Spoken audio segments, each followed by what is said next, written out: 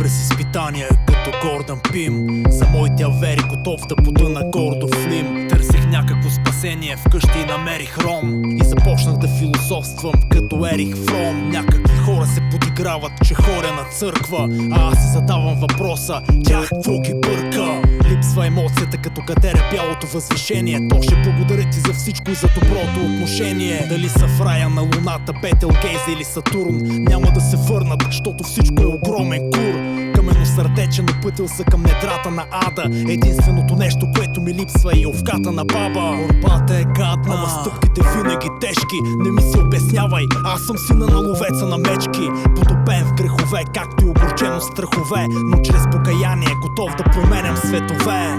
Вятър на промяната, луната е обхваната от сянката на дявола в капана на устата му. Вярата остана, но пък раната кървяща е отпечатък на борбата наша, която е потресаваща. Вятър на промяната, луната е обхваната от сянката на дявола в капана на устата му. Вярата остана, но пък раната кървяща е отпечатък на борбата наша, която е потресаваща. Години наред на преден план поставях първо другите. В даден момент света се завъртя, пълнолудие, заблуди без съчувствие, повтаряни на мантра, носени като скъсана тежка сиромашка чанта. Но както чантата може да се смъкне от гърба, така и в сянката на слънцето заражда се нощта.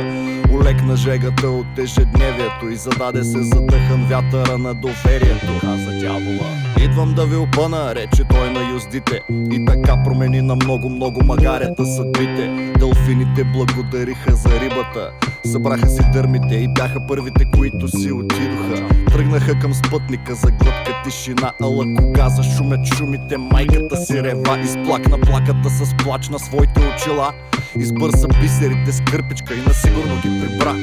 Чакай, че забравихме да хванем вятъра по-бързо бяга, важно е да стигнем базата на време. Не ми се ще американците да ни превземат при положение, че заснеха кацулите си от 9. Добре ли? Нали беше за тоня хребет? Бъдещето на човечеството беше вързано в кърпа поне за месец. Ежедневно неправомерно отнемаме животите си за кауза пердута май.